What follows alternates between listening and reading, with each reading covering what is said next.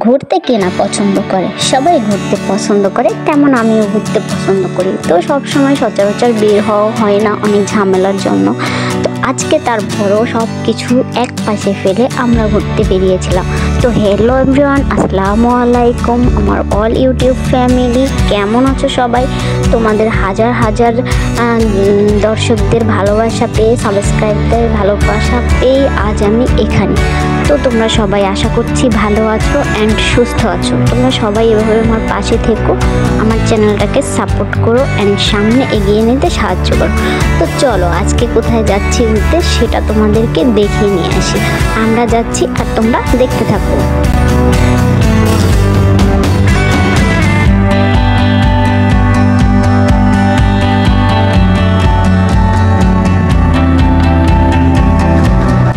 এই যে দেখছো রাস্তার মাঝখান দিয়ে সবুজ সবুজ গাছপালা একদম ভরপুর সব কিছু একদম ন্যাচারাল। আর এই জায়গাটা হচ্ছে কোথায়, এই জেলাটা, এই বিভাগটা কোথায়, কে কে বলতে পারো অবশ্যই কমেন্ট করে বলবে। যারা যারা এখানে থাকো তারা অবশ্যই বলতে পারবে। তো এরপরে আমাদের কাঙ্ক্ষিত জায়গার জন্য রিক্সা মোড় করে নিল। তো এটা সবাই চেনে, যারা যারা খুলনার আছো তারা অবশ্যই চেনে। তো তোমাদেরকে বলেই দিই, আজকে চলে গিয়েছিলাম 7 নং ঘাট, যেখানে সবাই ঘুরতে যায়। ন্যাচারাল একটা বাতাস থাকে, খুব সুন্দর হাওয়া। ওখানে কিন্তু দেখার মতো কি আছে না আছে আমি জানি না, বাট ওনার কাছে শুনেছিলাম। আর এটা হচ্ছে রেল লাইন, হ্যাঁ এখান থেকে রেল যায়, তোমরা ঠিকই দেখতে পেয়েছো। তো এরপরে সামনে কিন্তু আরও একটা রেল লাইন আছে, সেটাও দেখতে পারবা। মানে একই রেল লাইন, একটা যাওয়া একটা আসার জন্য হয়তো, হ্যাঁ এই যে এটাই দেখতে পাচ্ছ। তো আমার ক্যামেরাটা খুবই নড়ছিল, আর রাস্তায় রিক্সায় যেহেতু ওই জন্য বারবার ধাক্কা লাগতেছিল, যার জন্য ক্যামেরাটা প্রচুর পরিমাণে লড়তেছিল। আর এই যে দেখো আরও একটা রেল লাইন আছে। এরপরে আমরা চলে গেলাম ডানে। এরপরে কিছুক্ষণ যাওয়ার পরেই দেখবো সেখানে আমাদের কাঙ্ক্ষিত জায়গায় এসে পড়েছি। তো আমরা যাচ্ছি, তোমরা ততক্ষণ সাথে থাকো, দেখতে থাকো।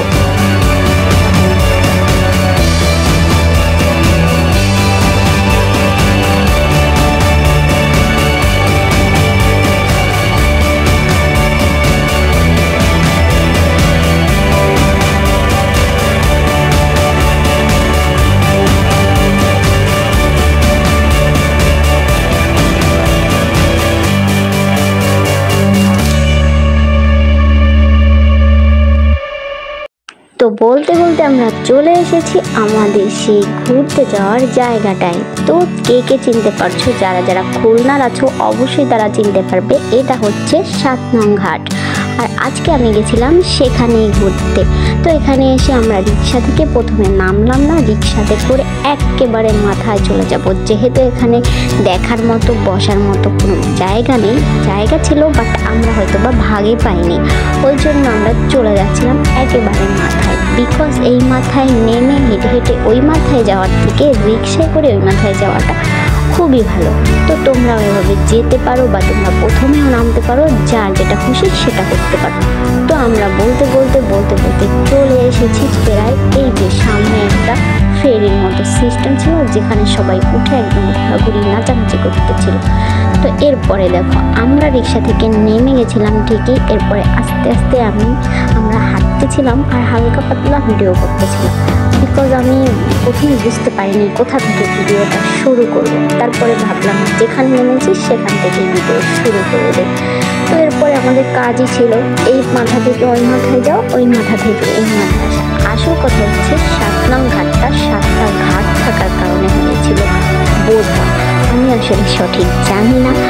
আর কথা হচ্ছে গিয়ে এটা নাকি এরশাদ শিকদারের আমল থেকে এখানে খুব ভরপুর চলে। এই রাস্তার একেবারে মাথায় আছে বরফখলা, যেটা তোমরা কখনো শুনেছো বা দেখেছো, আমি কখনো দেখিনি। তো এরপরে আমরা আস্তে আস্তে হাঁটতেছিলাম। দেখো এখানে অনেক খাবারের দোকান ছিল, অনেক বলতে সবগুলোই কমন খাবার ছিল, যেমন ছিল ঝালমুড়ি, তারপরে ছিল এই ফুচকা চটকি এসব।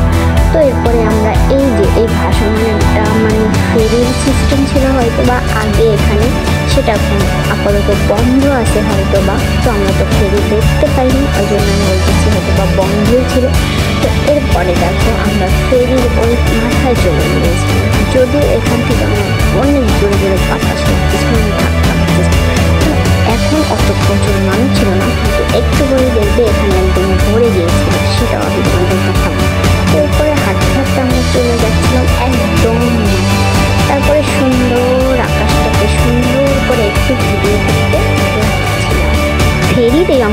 উঠে আমার সব থেকে যেটা ভালো লেগেছিল সেটা হচ্ছে এই একদম সাদা আকাশ প্লাস সাদা নদীর পানি, একেবারে দুটো মিল মানে সেম বাট ডিফারেন্স যেরকম হয় ওই রকমই প্রায় কাছাকাছি।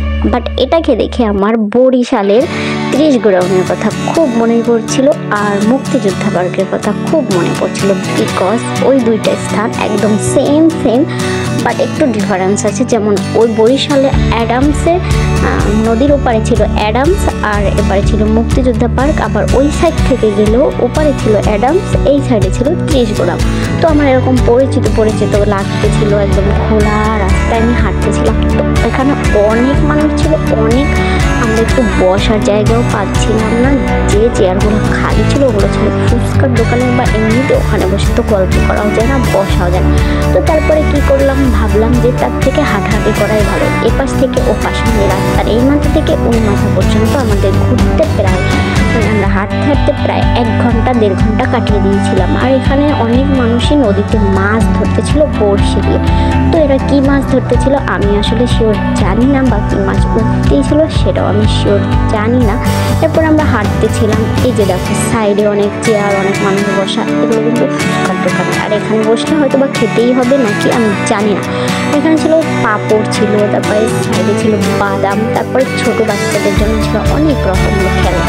তো এই জায়গাটা বা প্লেসটা এত মানে আকর্ষণীয় একটা কারণে, সেটা হচ্ছে হয়তো বা এই ঘাটগুলো আর হচ্ছে গিয়ে বাতাসের জন্য। দেখো ছোট্ট ছেলেরা একদম কচুরি পানির উপর এগিয়ে ভাসমান ড্রামের উপরে উঠে তারপর মাছ ধরছে। আর এদিকে একটা নৌকায় মামা বারবার ডাকতেছিল নৌকা লাগবে নদীতে যাবেন। তো আমরা তো যাবো না, আমাদের প্রচুর ভয় পাই। তো এই সাইডে দেখো আবার চলে এসেছিলাম, ওখান থেকে অনেক লোকজন বসা আছে। তো আমি করতেছিলাম এই সাইড থেকে ওই সাইড, ওই সাইড থেকে এই সাইড, শুধু হাঁটাহাঁটি করতেছিলাম, আর তো কোনো কাজ নেই।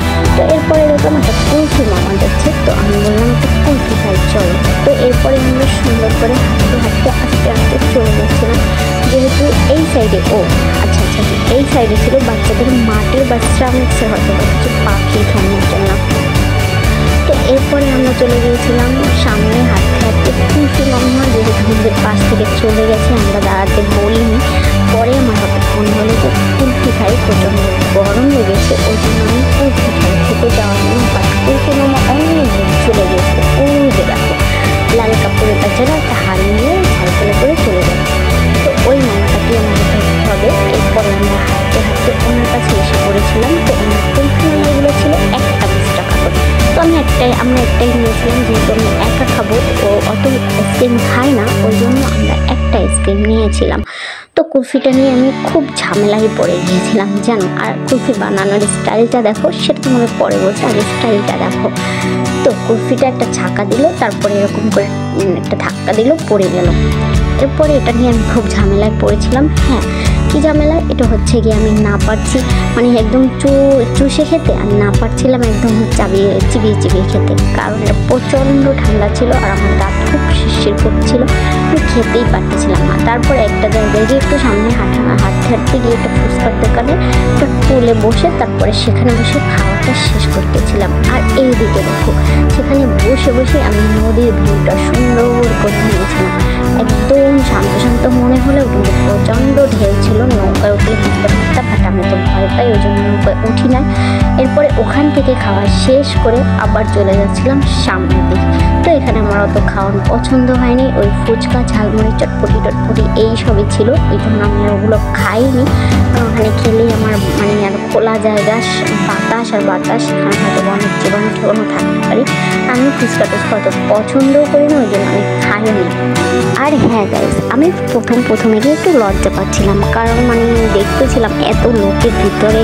আমি তারপরে বুঝলাম, মানে মনে ভাবলাম যে আমি তো কোনো সেলিব্রিটি না, আমার হয়তো লজ্জা পাওয়ার কিছু নেই, আমার দিকে হয়তো বা কেউ তাকিয়েও থাকবে না।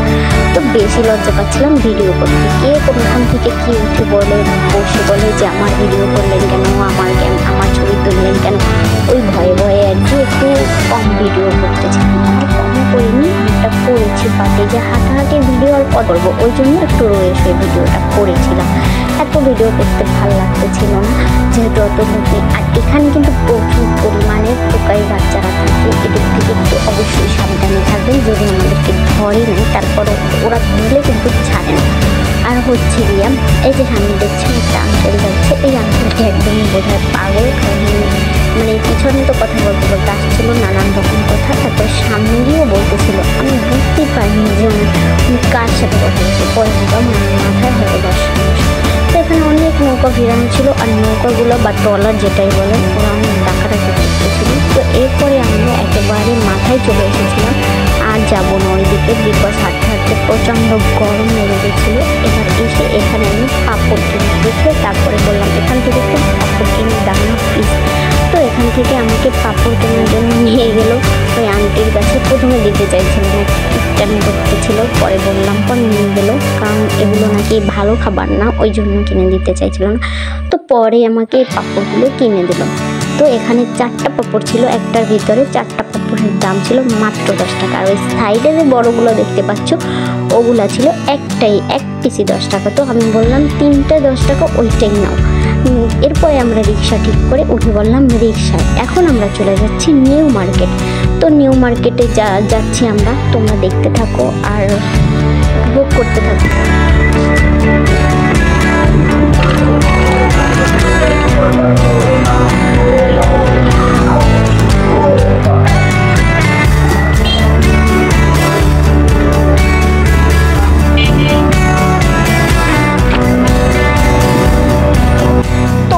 তোমরা যারা এখনো 7 নং ঘাটে যাওনি তাদের জন্য বলতেছি, আমরা সোনাডাঙ্গা থেকে গিয়েছিলাম।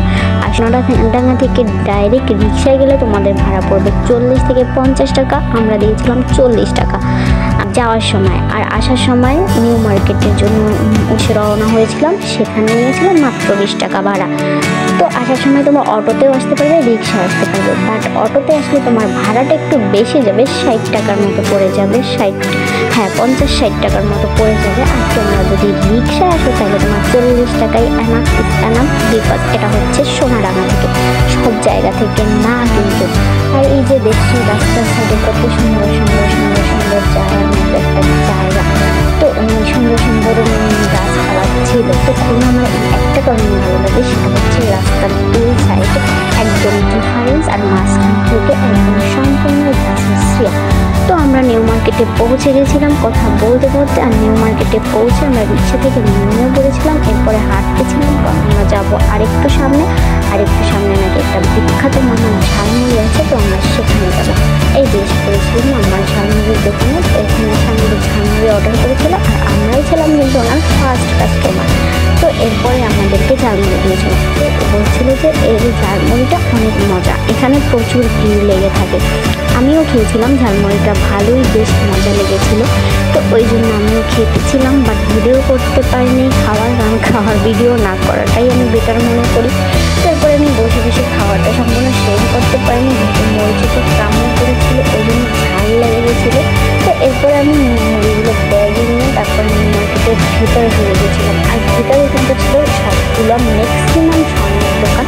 তারপর আরেকটু ভিতরে মানে নিউ মার্কেটের একটা সাইড থেকে বের হয়ে মাঝখানে একটা বসার মতো গোল চটকার মতো আছে, সেখানে সবাই বসে গল্পও করতে পারে। তো আমরা বের হওয়ার পরে তোমরা দেখতেই পারবে যে সামনে একদম গোল চরকাকারে আছে, ওখানে সবাই বসে গল্প করছে, অনেক লোক আছে। আর সাইডে ছিল নানান রকমের আইসক্রিমের দোকান। তো অনেক আইসক্রিমওয়ালা আমাদের ডাকতে ছিল, বাট আমি তো ওই আইসক্রিম খাবো না, ওই জন্য আমি ওই আইসক্রিমের দিকে নজরও দিইনি। আর একটা কথা কি গাইস, আমার বাহিরে যত খাবার আছে আমার চোখের সামনে পড়লে আমি খাইতে পারি না পারি, ওইটা আমার কিনতেই হবে, মানে আমার একটা লোভ পড়ে যায়, মানে একদম লোভা মানুষের মতো। এই সাইডে ছিল অনেকগুলো জামা কাপড়ের দোকান, তারপর সামনে ছিল আরও কয়েকটা দোকান, সেগুলো হচ্ছে জুয়েলার্সের দোকান। তো তোমরা দেখতেই পাচ্ছ। তো আমরা এই সাইডটা থেকে বের হয়ে যাব, বিকজ আমরা তো আর কিছু কিনবো না, জাস্ট আমি দেখার জন্য আর দেখানোর জন্য ঢুকেছিলাম।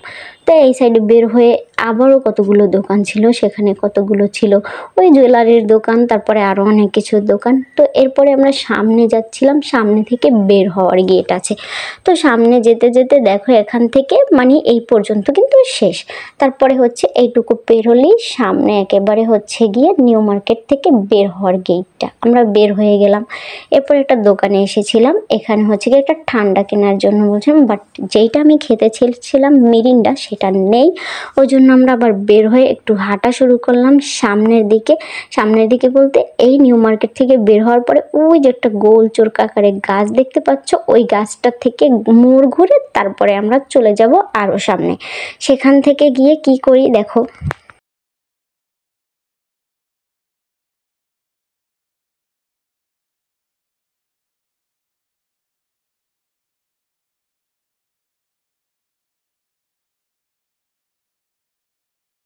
তো এখানে এসে দেখতে পারবে খুলনার নিউ মার্কেটের বিখ্যাত সুমনের চিকেন ফ্রাই। এখানের চিকেন ফ্রাইটা নাকি খুবই মজা লাগে। আমি অবশ্য ঠিকঠাকভাবে জানি না, আমি আজকে ফার্স্ট খাবো অ্যান্ড ফার্স্ট দেখবো যে কিভাবে সে প্রসেসিং করছে।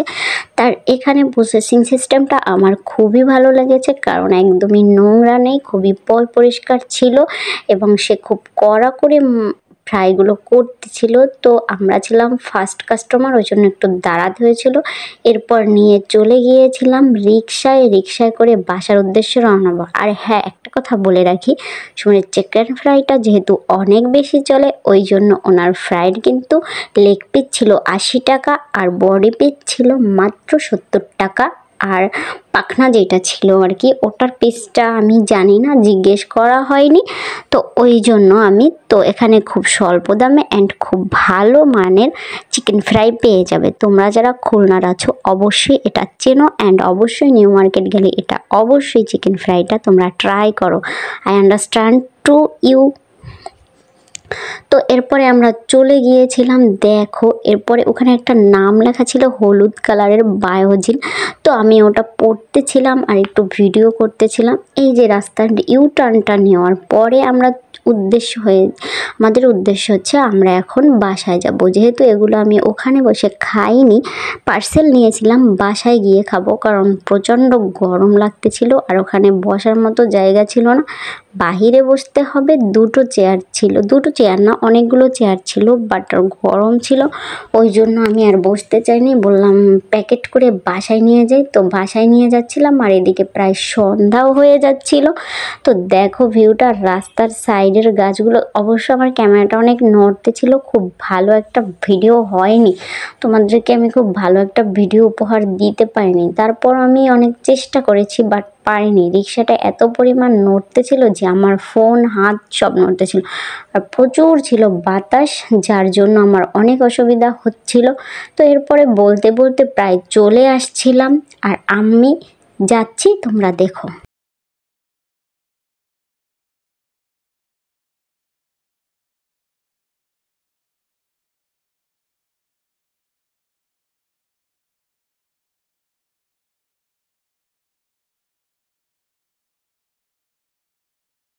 তো এখান থেকে আমাদের রিক্সা নিয়েছিল ইউটার্ন মেইন রাস্তা থেকে গলির ভিতরে যাওয়ার জন্য। তো এখান থেকে আমরা গলির ভিতরে যাচ্ছিলাম আর আমাদের রিক্সা পুরোপুরি গলির ভিতরে যেতে পারবে না, বিকজ এখানে রাস্তা ঠিক করতেছিল।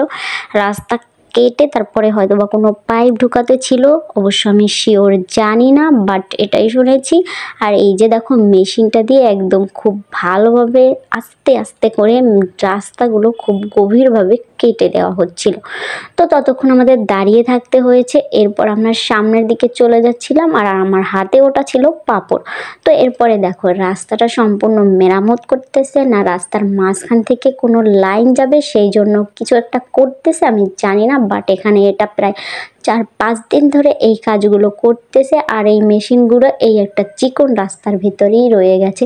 তো এই যে দেখো এই মেশিনটা দিয়ে সব কাজ করতেছে, আর ওখানে তো ছোট্ট মেশিন দেখেই এসেছো। তো এরপরে আমরা এখন আস্তে আস্তে যাচ্ছিলাম আর আমি এই ভিডিওগুলো করতেছিলাম, ভয় লাগতেছিল। এই গাড়া কিন্তু অনেক অনেক গভীর, যখন পানি ছিল না তখন আমি ভিডিও তো না, তখন আমি দেখেছিলাম যে এগুলো কিন্তু অনেক গভীর হয়, কারণ এটা একদম মানে অনেক দুটো মানুষের সমান সমান গভীরতা। ওই জন্য পানি আছে বলে মনে হচ্ছে যে কোনো গভীরতা নেই, বাট এদিক থেকে ওদিক হয়ে গেলে একদম টুপ করে পড়ে যেতাম, ওই জন্য আমি খুব সাবধানতার সাথে হাঁটতেছিলাম। তো এই যে দেখো এখানেও কিন্তু রাস্তাটা অনেক কাটাকাটি আছে, আর মাঝখান থেকে একভাবে এক লাইনে কেটে নেওয়া হয়েছে। জানি না এটা দিয়ে কি করবে না না করবে। তো আমি হাঁটতেছিলাম আর এগুলো সাবধানতার সাথে ভিডিও করতেছিলাম। কি হচ্ছে না না হচ্ছে আমি বুঝতে পারছি না, তোমরা যদি কেউ বুঝে থাকো তাইলে অবশ্যই কমেন্ট করে জানাবে। আর এই যে দেখো এখানেও অনেক বড় একটা গাদা ছিল। তারপরে সামনের দিকে যাচ্ছিলাম, সামনে একটা দোকান আছে, দোকানের ওখানে বিশাল একটা গাদা ছিল। আর ওখান থেকে আমরা কিনে নিতে চেয়েছিলাম একটা লেমন বা মিরিন্ডা, যেহেতু ওনার দোকানে মিরিন্ডা ছিল না ওই জন্য আমরা লেমন নিয়েছিলাম। আর এখানে ছিল রস টস মিঠা টিঠা অনেক কিছুই ছিল, বাট আমি সব ভিডিও করে এরপরে দেখো আমরা চলে যাচ্ছি বাসার এখানে। বাসায় এমনি এসে দেখি কতগুলো ছোট ছোট বাচ্চা হুজুরেরা করছে।